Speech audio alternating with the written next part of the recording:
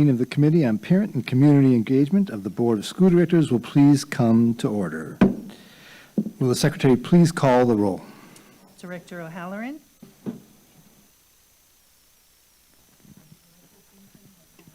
Excused from tonight's meeting. Director Zomber. Present. And Chair Leonard. That's three. Present. That's three present. The Chair will now ask the Secretary to lead us in the Pledge of Allegiance. The Chair invites any members of the audience who wish to participate to do so, and asks that those who do not wish to participate please remain silent during the pledge.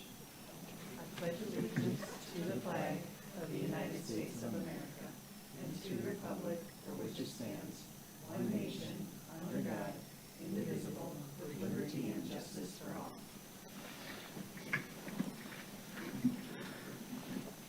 This meeting is being conducted from the Central Services Building. This meeting may also be accessed via live stream on the MPS website and on the MPS YouTube stream, the links to which may be found on the MPS website on the broadcast page. Before we begin tonight's meeting, we have a short announcement regarding interpretation services for the Spanish-speaking members of our audience. Buenas tardes y bienvenidos a la Junta de la Mesa Directiva de las Escuelas Públicas de Milwaukee. Si desea escuchar esta reunión en español, por favor llame al 312-626-6799 e introduzca el número de reunión 832-0725-4267, seguido por el símbolo de número. Luego, introduzca el código 883149, seguido por el símbolo de número. Nuevamente, para escuchar esta reunión en español, llame al 312-626-6799 e introduzca el número de reunión 832-0725-4267, seguido por el símbolo de número. Luego, introduzca el código 883149, seguido por el símbolo de número. Thank you. For each of our items of business, we will hold a discussion and public hearing. If you wish to speak, please fill out a speaker slip and bring it to our Secretary, Dr. Owen Moore. Virtual speakers are asked to remain on the platform until you are called upon. After speaking, virtual speakers may follow the rest of the meeting using the broadcast information previously mentioned. The board will accept public comments on tonight's agenda items. Speakers may only address the item for which they have registered. Questions from the public may not be answered during the public comment period. Following public comment, the board will hold a discussion and no additional comments will be accepted. If you wish to speak, please fill out a speaker slip and bring it to the board clerk. When you are called upon to speak, please state your name and spell your last name for the record. For the sake of fairness and to give everyone a chance to speak, the chair reserves the right to limit the length of time allowed to any one speaker. Written testimony will be accepted for a transmittal to the board. Send this testimony to the Board of Board Governance, the Office of Board Governance, P.O. Box 2181, Milwaukee, Wisconsin, 53201-2181, or fax to 414-475-8071, or email it to governance@milwaukee.k12.wi.us. Just as a reminder, Robert's Rules of Orders dictates that all comments should be directed to the chair, who will determine the most efficient way to address them. For the safety of all and to ensure the good order of the meeting, harassment or intimidation tactics of any kind will not be tolerated. Anyone who engages in such harassing or intimidating words or actions will immediately be asked to cease. If such behavior continues, a recess will be called and the offending parties will be removed from the meeting. Anyone ejected from the meeting may continue to listen to the meeting or access the agenda items online. However, the individual will not be allowed to rejoin the meeting. Also, no one other than the members of the board, designated staff, and those who have been invited to present or participate in items of business will be allowed on stage before, during, or after meetings of the board and its committees. Finally, for our listening audience, if you wish to access this evening's agenda items and attachments online, You may do so by visiting the meetings, agendas, and minutes page of the MPS website. Now let's begin. Madam Secretary, item number 1. Item 1 is a report with possible action on Parent and Community Engagement District Advisory Council. This is an informational item, and although it has been noticed for possible action, no action is required. Would administration please present the item? Chair Leonard, members of the committee, Eduardo Galvan, Interim Superintendent. This evening, the administration will share with you the function of the District Advisory Council, commonly referred to as the DAC. To share this information with you, I have with me Ms. Christy Stone, joined by our guest from the DAC, Casey Masters. Following the sharing of this information, the team will be happy to answer any questions you may have. Thank you. Ms. Stone. Good evening, Chair Leonard and members of the committee. I'm Christy Stone, Director of Strategic Partnerships and Customer Service. This evening, we are pleased to provide an update on the work within the department relative to family and community engagement. This report will focus on the District Advisory Council and its connections to the PACE Committee. As the district focuses on the 5 priorities for success, family engagement is a critical component across all 5 areas. This report aligns with improving district and school culture and strengthening communication and collaboration priorities. Research shows that family involvement has a positive impact on student achievement.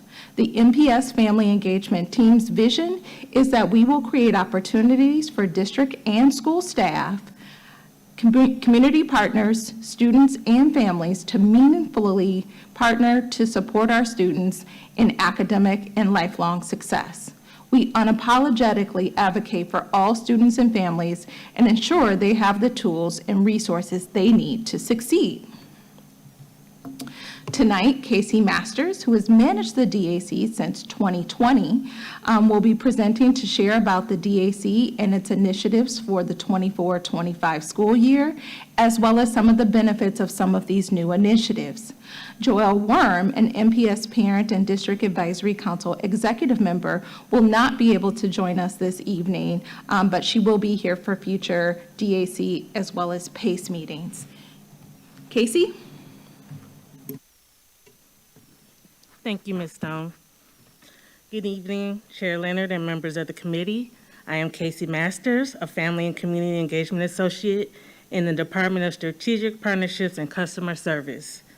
While part of my role was to help manage the District Advisory Council, the part of my role that I love the most is supporting 32 parent coordinators in the Northwest region of the district. As this slide mentions, the District Advisory Council, or DAC, was established to ensure that families of MPS students have a voice. The DAC consists of 2 parents from each school across the district.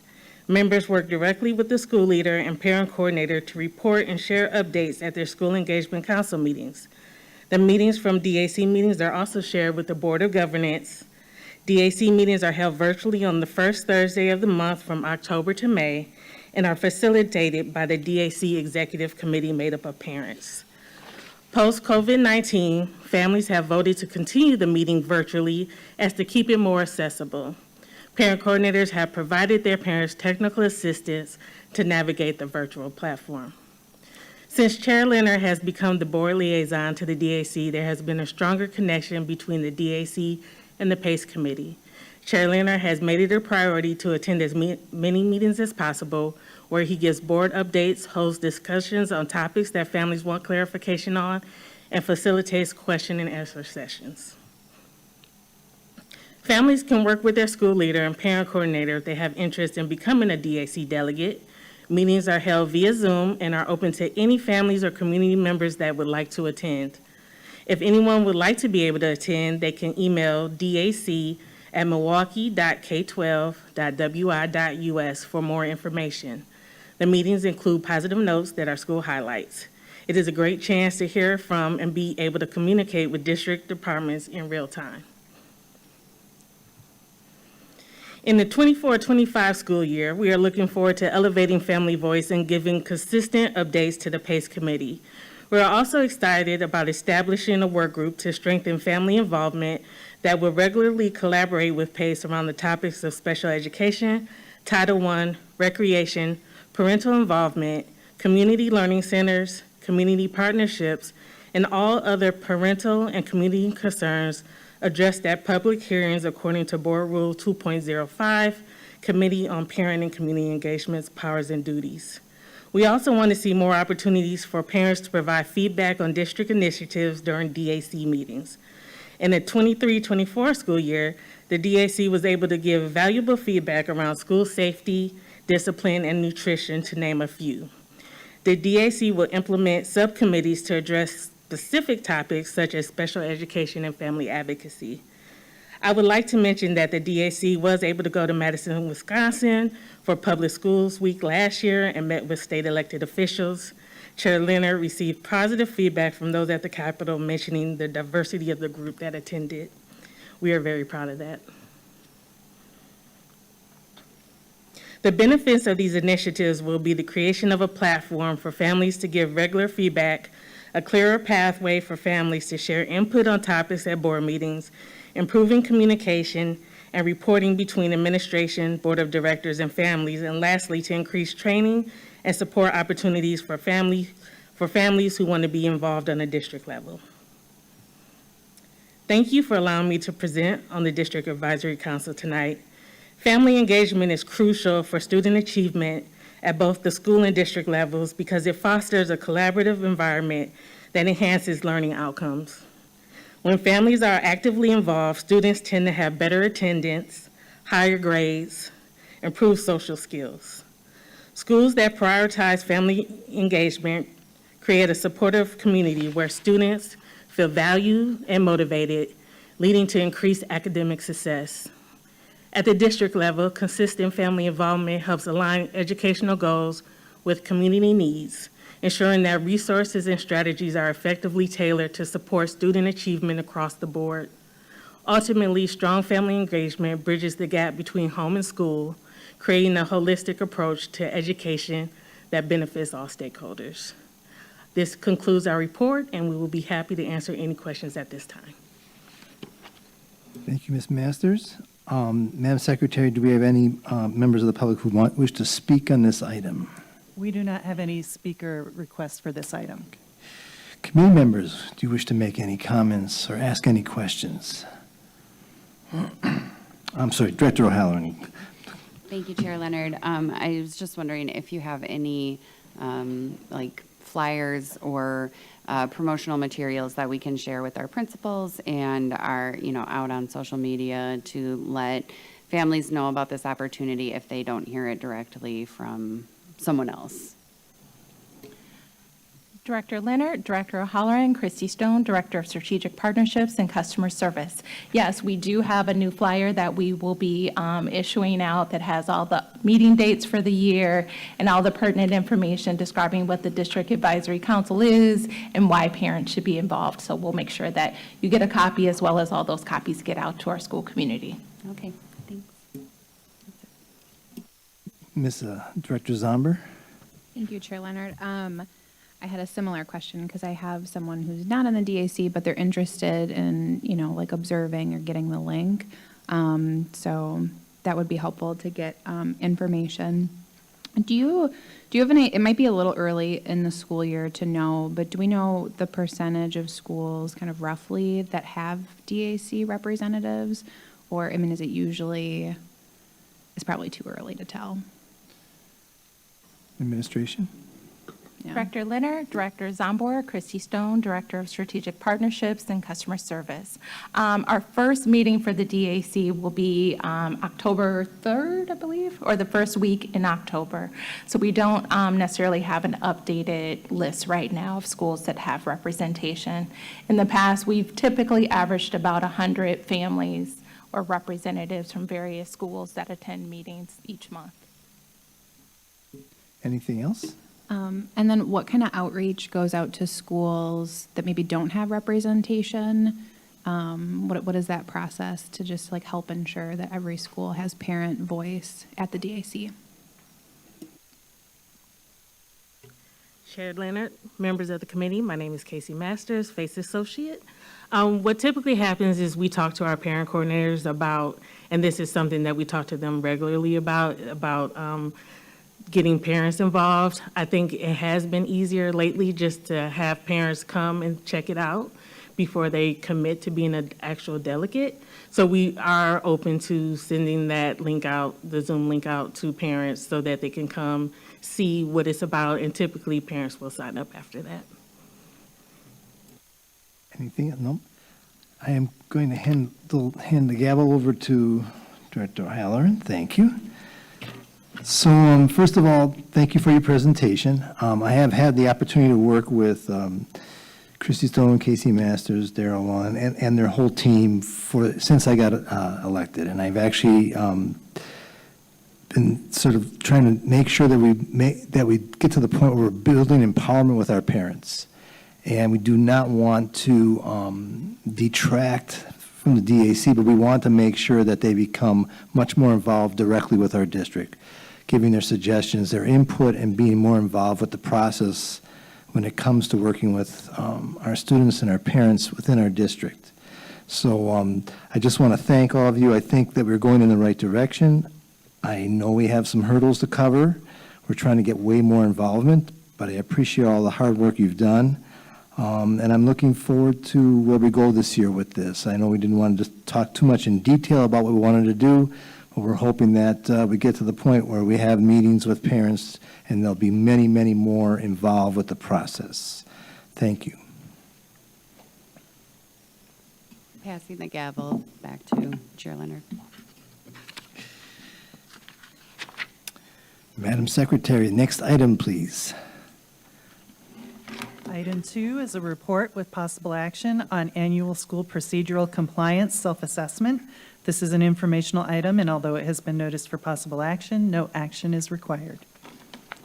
Would the administration please present the item? Chair Leonard and members of the committee, Eduardo Galvan, Interim Superintendent.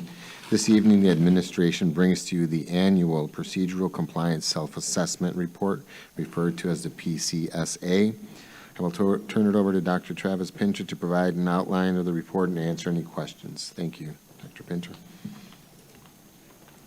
Thank you.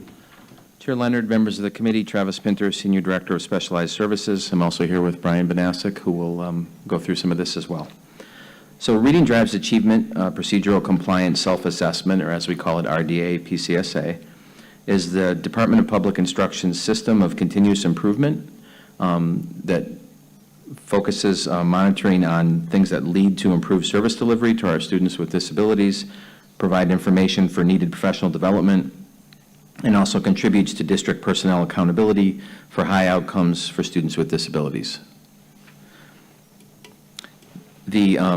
What we're going to assess with this, I wanted to point out to you before Brian goes over some of the specifics, the document you have before you, I'm going to break that down a bit. So on page 6, you'll see that those are the items with descriptions and percentages of compliance, columns comparing this year and last. You'll see them vertically there. On page 9, it begins the actual itemized school percentages in alphabetical order, if you want to look up a particular school. And then beginning on page 13, you'll have those percentages of compliance in rank order. It'll have the ones tied together in alphabetical order. And then on page 17, you'll have breakdowns of items, percentages, broken up by each school alphabetically. And what's nice about that is it shows you for each of the areas that were under evaluation, it shows you what they did specifically if you wanted to dig in a little bit more on a given school. So with that, I'll turn it over to Brian. Chair Leonard, members of the committee, Brian Banasic, Specialized Services Regional Manager for the East Region. The overall district score was 0.5% improved over 22-23. Of the 35 items assessed last year, 26 were scored at 95% compliance. Five items were scored between 90 and 94% compliance, and 4 items were scored below 90% compliance. Of the 4 areas needing intensive intervention, those scoring below 90%, one is the discipline item 1, scored at 45.35%. This item is after the 10th cumulative day, school day of removal in the same school year, the LEA provided services during subsequent removals. Let me break that down a little bit. What that means, this item looks at plans of provision and the process to analyze previous removals that calendar year to determine if there is a pattern that would lead to the next removal resulting in a change of placement. We are aware of this. We've been working on a plan. The Department of Public Instruction has a corrective action in place for us addressing this. It's referred to as CAP 23 for the year and number 58, and we've been implementing it. Last year, we had 1,200 staff view targeted professional development videos. This year, I and Travis have been in front of school administrators and special education supervisors 3 times already. We have developed and have trained administrators to use a smart sheet process where for each removal going forward after into that 10-day window, there will be a process where they send information to us, we review it to make sure it is or is not a pattern, and then we'll feed back to them, yes, it is, or no, it's not, and then we'll proceed. Of the areas, one of the 5 areas with room for growth, meaning between 94.9 and 90%, was IEP item 16. If the student did not meet their goals that year in the IEP has to include how the team addressed the lack of progress, as well as how it revised the IEP, including revisions that the team discussed. One of the 8 areas of exemplary performance, meaning scoring 99% or better, is evaluation item 3. The IEP evaluation was comprehensive enough to identify all of the students' disability-related needs. This concludes our report, and we're ready for questions. Thank you. Madam Secretary, do we have any members of the public who wish to speak to this item? We have no speaker slips on this item. Board directors, committee members, Director O'Halloran, please. Thank you. I think you said there were 4 that were, significantly lower, and you went over the corrective action plan for one of the items. Can you speak to the other 3, please? What corrective action plans are in place and how we're monitoring progress to make sure we're improving this year, please? Director O'Halloran and Chair Leonard, rest of the committee. The other items are, they're all related to shortened day, which is the process for students' IEP being, the length of the day being reduced, and it's done through an IEP. So I'll go through the items. Item 1 scored at 88%, explaining why a shortened day was required to meet the individualized disability-related needs of the student. Shortened day item 2 was scored at 70%, documenting that the IEP team considered other options to avoid shortening the student's school day and provided reasons why they were rejected. And shortened day item 3 scored at 66%, including a plan for returning the student to full day as soon as possible, including conducting IEP team meetings more frequently. These are all followed through a smart sheet again. This is really done with the special ed supervisors and the teachers. So we have a process where we're checking that every single case that comes in. We're going to be doing a training this Friday with the Department of Public Instruction, going over specific steps related to that, making sure everybody's up to what needs to happen this year. And then there's a monthly process where we use the monthly report, and any students on the shortened day, it's another kind of a second layer check where something comes up, we go back with the school administration and the team, where are we at with this, what else do we need to address? Any follow-up? No? Director Zomber, do you need to ask anything? I'm going to hand the gavel over again. Thank you. Director Leonard? So first of all, thank you for explaining the disciplinary concerns and what you're going to be doing with that. I'm actually going to make more of a comment. So I was a special ed teacher for 6 years, mostly middle school. I can speak more to this from personal experience. So to be very blunt about it, I would say that our supervisors, for me anyway, all the ones that I had, did a very good job.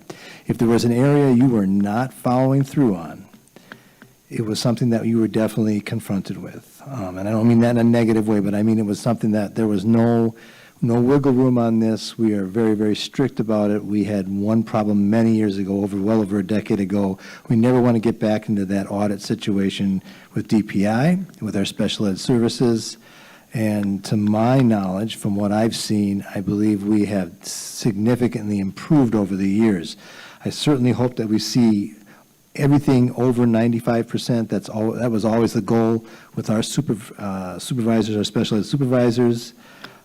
Keep up the good work and keep us informed on what's going on so we are not caught unawares. Thank you.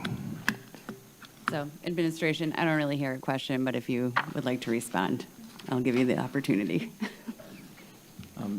Director O'Halloran, Chair Leonard, members of the committee, yeah, just real quickly to echo what Director Leonard was saying, that I didn't state it as such, but this document is really a guiding document for our staff. So you mentioned the SPED supervisors. All of our schools, for those folks that aren't aware, have a special ed supervisor attached to that school. They also have a specialized services regional manager, such as Brian, depending on the region they're in. And this is part of what drives our early work for the year and throughout the year, really working with those folks. So on the three items that Brian was just mentioning for shortened day, that's very specific to the team. The team can really get ahead of that one because they're the ones meeting who know what they can and can't allow in the course of that meeting, whether it's a shortened day or not. So documentation, which you see so much throughout this, that's us helping educate those teams to do better. So everybody has a special ed soup and a regional that are working on this. Thank you. Thank you. And with that, I'm going to go ahead and pass the gavel back. Thank you, Director O'Halloran. Madam Secretary, next item, please. Item 3 is an update on enhancing educational communities and school climate, August report. This is an informational item, and although it has been noticed for possible action, no action is required. Administration, please present the item. Chair Leonard, members of the committee, Eduardo Galvan, interim superintendent. At the August PACE meeting, the administration presented the FY24 end-of-year report on enhancing educational communities and school climate. At this meeting, the committee asked the administration to bring back some additional information in the areas of school improvement plans, professional development, courageous conversations about race, supporting identified schools, student engagement, restorative practices, analyzing suspensions. Tonight, Mr. Jagman, supported by Mr. Boswell, will share this information with you and answer questions you may have. Thank you. Mr. Jagman. Thank you, Mr. Galvan. Chair Leonard, members of the committee, John Jagman, District Discipline Manager. As Mr. Galvan outlined, we are going to cover some of the areas that were topics of conversation, including some questions from constituents and from the board from the August PACE. The first area of discussion was our school improvement plans. And as you can see in the attachment, we outlined the pathways as selected last school year. And you can see predominantly PBIS was around 66% of the schools selected. Restorative practices, 20%, mental wellness, 8%, and anti-racism, anti-bias, just under 5% of schools. That was for last school year. Since we are here in August, the school improvement retreats occurred for this upcoming school year, so we now have additional data on those pathways selected this school year, and we are calling them evidence-based improvement strategies in alignment with Wisconsin DPI, who have identified evidence-based intervention strategies, or EBIS. And so each school, again, through a root cause analysis, selected which area they want to focus on. All schools are doing strategies and supports within all of these areas, but they want to pick their improvement strategy that they're focusing on. Again, we can see PBIS is the most dominant, about 42%. Restorative practices, 16%. Sense of belonging, which is a new evidence-based improvement strategy that's focusing on community and ensuring students feel like a sense of belonging. Also, mentoring has been added. You can see about 6% of schools selected mentoring, and then trauma-sensitive schools, just around 3%. And then this year, we embedded anti-racism, anti-bias into all of those approaches outside of being its own specific approach. Also within school improvement plans, in the culture and climate goal, all schools selected one of the 5 components of school culture and climate. As mentioned in August, we are focusing on 5 components of culture and climate, being community and relationship building, expectations and procedures, skill development, accountability systems, and systems of acknowledgement. And you can see which percentage of schools selected each of those areas, with relationship building and expectations being the most predominant selected components of school culture and climate. School SIPs are evaluated on a cycle basis, and then the regional team, including the regional superintendent, special ed manager, PBIS coach, SPCs, go in each cycle and evaluate their goals in terms of needs improvement in place, and they evaluate again in terms of teacher practices through observation and then student outcome looking at data. Cycle 1 occurs at the end of November, so we will come back at our January report and we will focus primarily on that school improvement plan and the progress being made across the district. The next area was professional development. Again, as mentioned, all of those selected areas from the end of the year discipline survey do have modules online. We work to ensure that they're all updated. At all the district-wide PD days like we had during orientation week and upcoming on September 27th, there are selections that individuals can pick to go to different PDs based on their need. All of these are available upon request as well for someone to go out to the school and facilitate across the whole school. Next area of conversation was courageous conversations about race. There was a question around year-end survey results. At the end of the year, we had our district's discipline survey. We had a few questions around courageous conversations about race implementation on that survey as recommended. We asked staff which part of the framework they are still struggling to implement, and the most common responses were speaking my truth, experience discomfort, staying engaged, and engaging multiple perspectives. So we are reflecting on that in terms of how we can provide additional support in those 4 areas. We also asked staff to select which areas they had the most concern over, which topics kind of are they sitting with the most, maybe the most uncomfortable with. And staff indicated that examining the presence and role of whiteness as well as isolating race were the 2 areas that they maybe have the most concern and the most unsure about. We are looking at holding additional support. As indicated, they are asking for more networking opportunities. So we are creating what we're calling Courageous Conversations Continued Learning Series on a monthly basis, highlighting one of the elements within Courageous Conversations, including those 4 areas that folks need the most support on. We are also hosting a Courageous Conversations Luncheon Series, which is you bring your own lunch, we read articles, we talk about current events, but using the protocols to practice in that space what these protocols can look like out at our schools and in our different roles. We are also continuing with the District Equity Leadership Team. We have connected with MPS's Research Assessment and Data, or RAD department, to create an evaluation plan for the year, looking at those areas of implementation, and we are going to start by getting some baseline data and some baseline feedback from schools and departments on implementation. And then throughout the year, the District Equity Leadership Team will be implementing the systemic equity change, and then it will be evaluated internally through our RAD department. The next area, is around supporting schools. In August, we mentioned this approach we are calling TEACHES, or Teaming in Equitable Education, Coaching, and Holistic Support. We are looking at identifying 15 schools that have 48% of suspensions district-wide. So we are looking at what does it look like to equitably support those schools. So all schools will still be receiving support around all these different departments, all these different teams, but we are looking to specifically address the needs of these 15 schools so that we can address our discipline disproportionality and our suspension rate at the highest need schools. So that is in the process of creating a logic model and all of that currently. We hope to have our first round of in-school support the first week of October in those identified schools.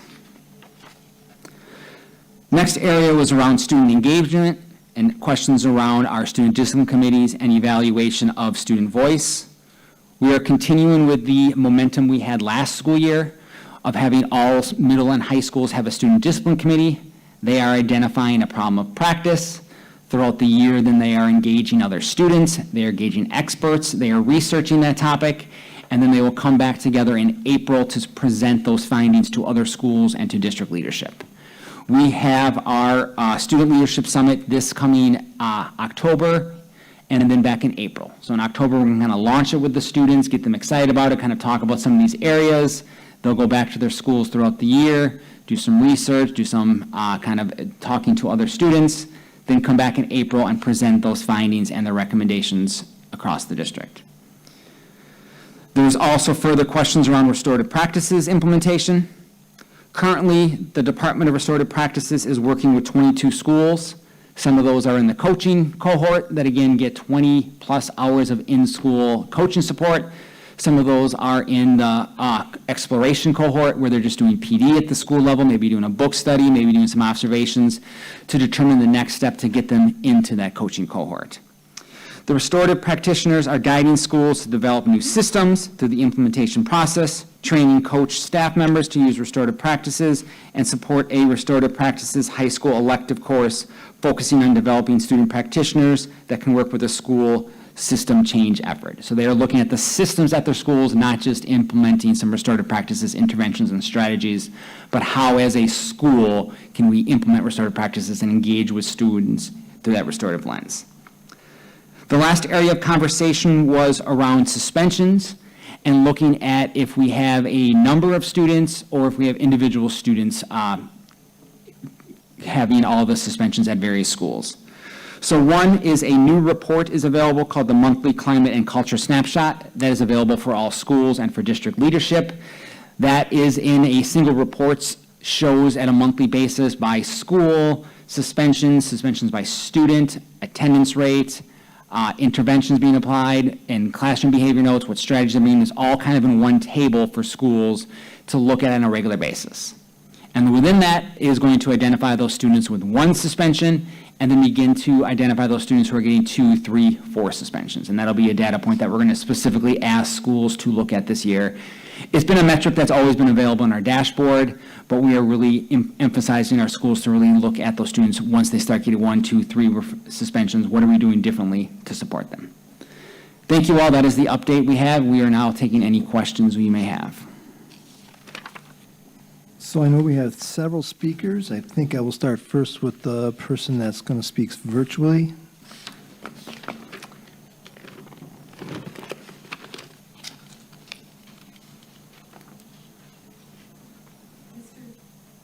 Mr. Chair, the first speaker on the virtual platform is Angela Harris. Please state your name, spell your last name, and begin your testimony. Hello, can you all hear me? Yep. Angela Harris, Harris. Just a couple questions, you all. So under the section for school improvement plan, it talks about schools having a climate goal as a part of their SIP, and that they're going to use equitable practices as a part of the multi-tiered system of support. So I just want to know what district-wide equitable practices are being suggested or identified to assist schools in developing, creating, and implementing these equitable practices to use as a part of their MTSA. Under the section listed professional development, it states that all professional developments are monitored through a check for understanding occurring at the end of each session. And then the facilitators are going to use those results to determine if participants acquired the knowledge and skills set forth in the session's learning intentions and success criteria. As a person who's taken those check for understandings, I know that it allows you multiple attempts until you can meet the benchmark score. So I'm wondering, what other way are we ensuring participants are acquiring the knowledge and skills set forth in those sessions and learning intentions and then implementing them at the school level? And the professional learning opportunities should also be ongoing and paid. They should happen more than just during the district professional development days or once or twice a year.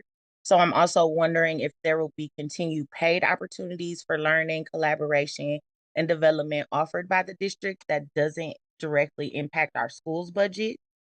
In terms of supporting schools for the 2024-25 school year, all schools are going to be organized in tiers of support based on their disciplinary data.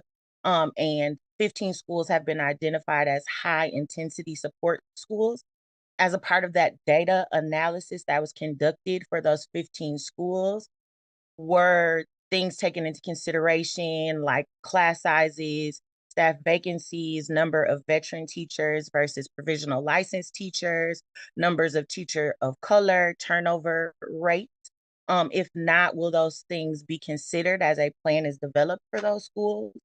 When we are discussing restorative practice implementation, the department currently is working with 22 schools across the district, but that department also faced cuts due to the budget shortfall this school year. So I'm wondering if they're going to have capacity as a department to successfully spearhead this work.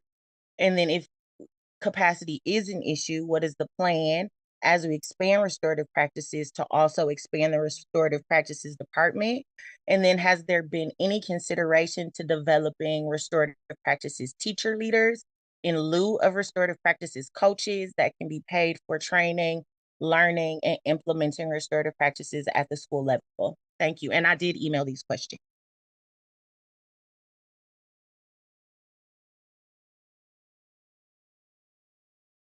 Hoffman.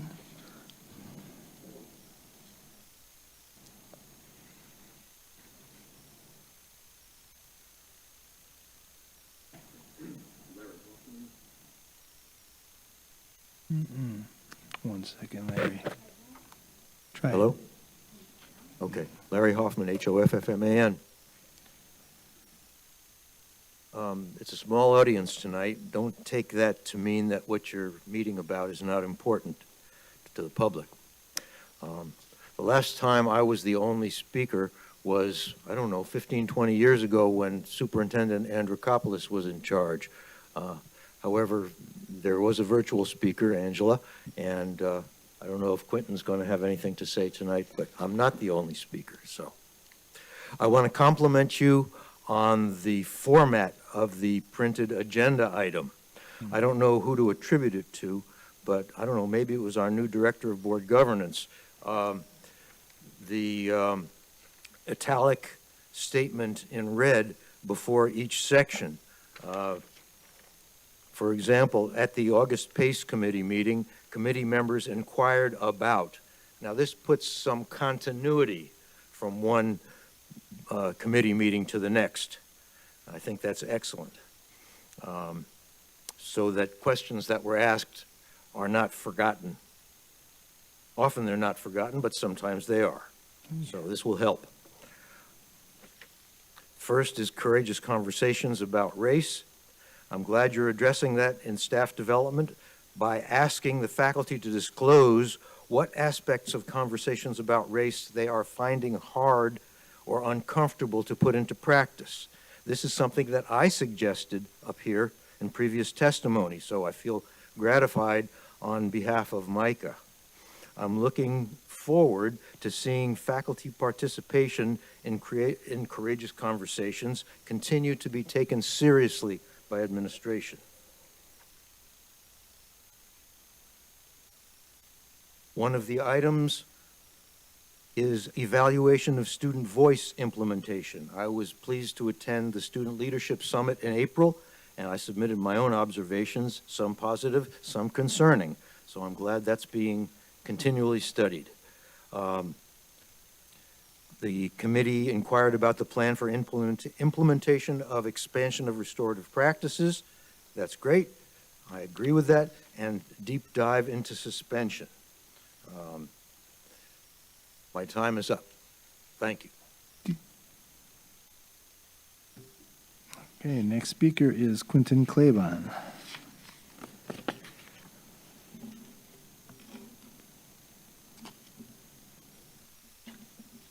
Hi, Quentin Claiborne, Klabon. Yeah, the changes seemed responsive in a lot of ways to what was brought up last time, and I know sometimes I think the board asks for stuff, and then that is not always seen through, so I just wanted to compliment the extent to which that had been seen through. I did think that there were a couple of things brought up last time that it would be helpful to the public. A lot of the stuff was talking about internal dashboards and documents that staff and board can see. So I just wanted to ask if the manager of discipline and others would provide monthly updates rather than every other month updates for school culture.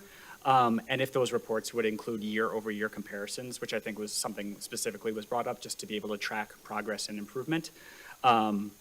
And yeah, those would be the two things that would be helpful to the public, broken out by race and gender, and without unfairly targeting or calling out schools individually.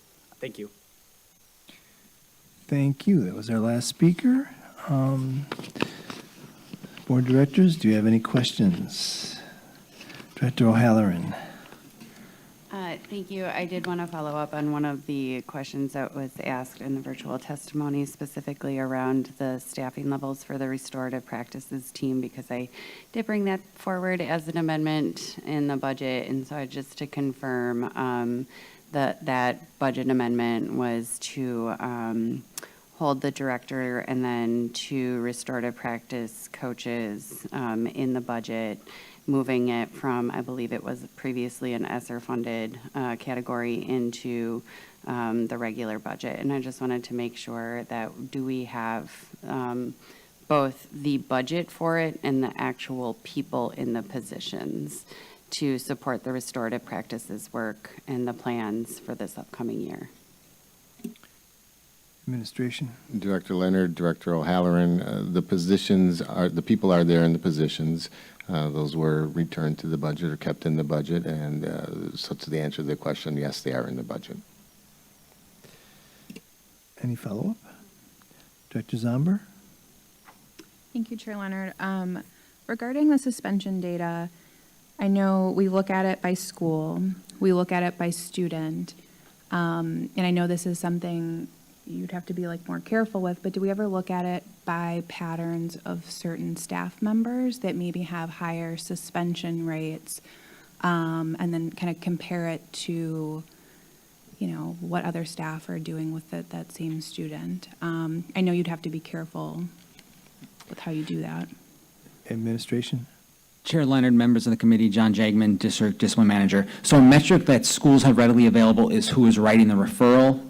And then we call PLP notes, those are the classroom behaviors, they also enter a staff member. So, you know, we don't use that at the district level for reasons as you stated, but at the school level, their tier 1 team should be monitoring location, like even which classrooms, which staff member, and that's part of the discussion. You know, Mr. Jagman has written more, he needs more support and all that. But yeah, that is a metric that's already in the dashboard that schools look at. Okay, that's, thank Go ahead, you. go ahead. That's good to know. I just want, because I want to make sure that we're giving, you know, certain individuals support with those alternatives that would be available to them. I do want to just second the speaker's comment about year-over-year comparisons. That is really helpful for us to see. And then also ask the question, and because I think it's a good one, about the paid PD. Can you just talk a little bit about how PD is compensated currently, and if there's any way to do additional opportunities that are compensated? Administration. Director Leonard, Director Zombor, members of the committee.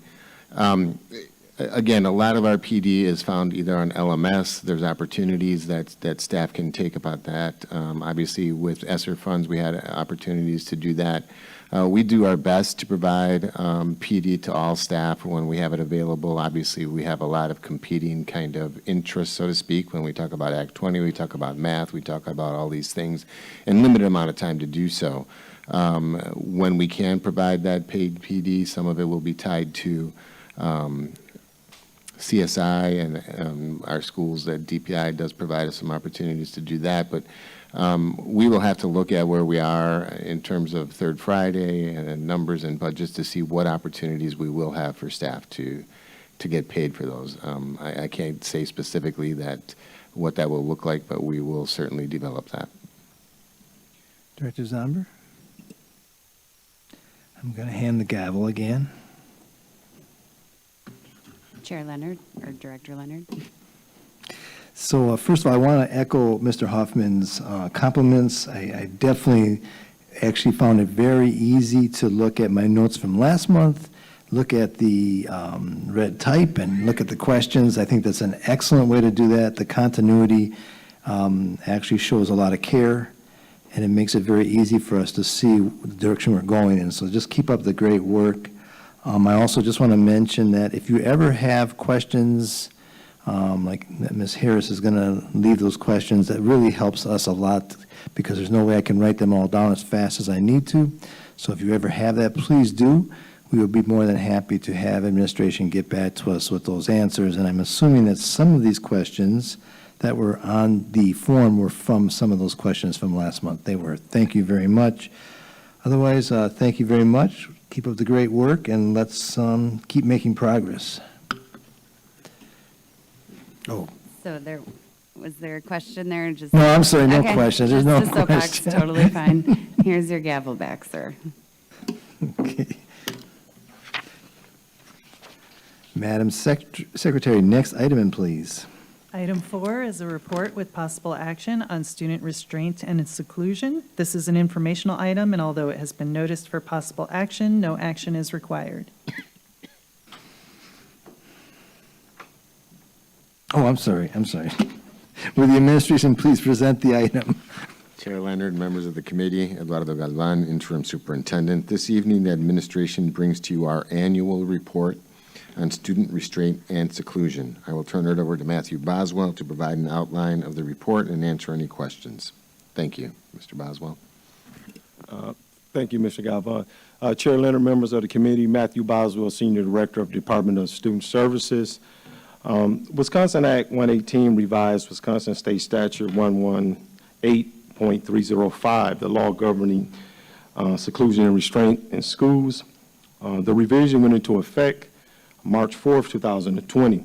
The changes in law now require us to desegregate the data by reporting the incidents of seclusion separately from restraint. The total number of students involved and the total number of special education students involved is also desegregated for seclusion and restraint. The deadline for reporting this to the board is October 1st, which we are within the deadline.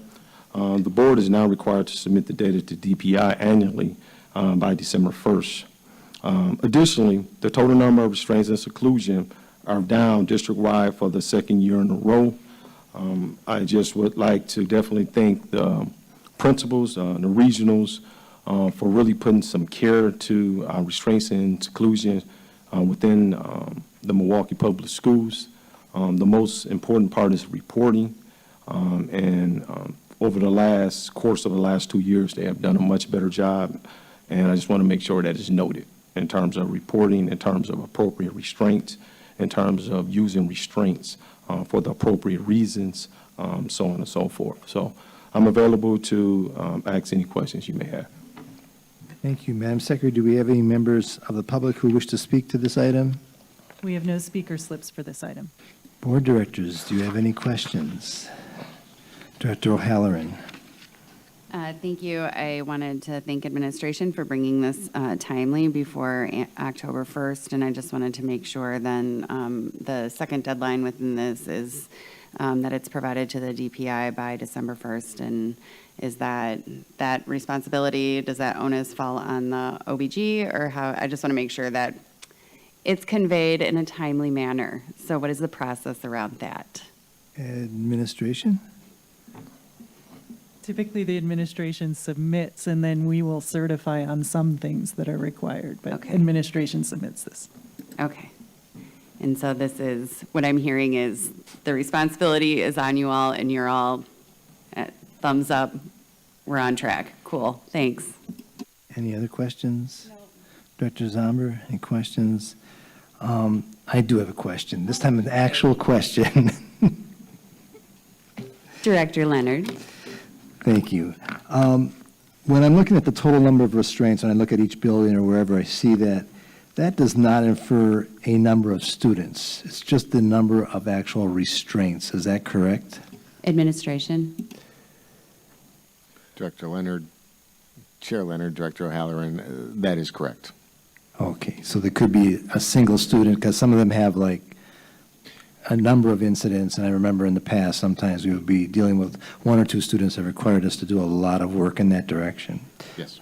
Okay, thank you very much. That's my only question. Okay, I'm passing the gavel back to Director Leonard. Thank you very much, Madam Secretary. The next item of business. Mr. Chair, that was the last item on this meeting's agenda. Since there being no further business before the committee, this meeting is adjourned.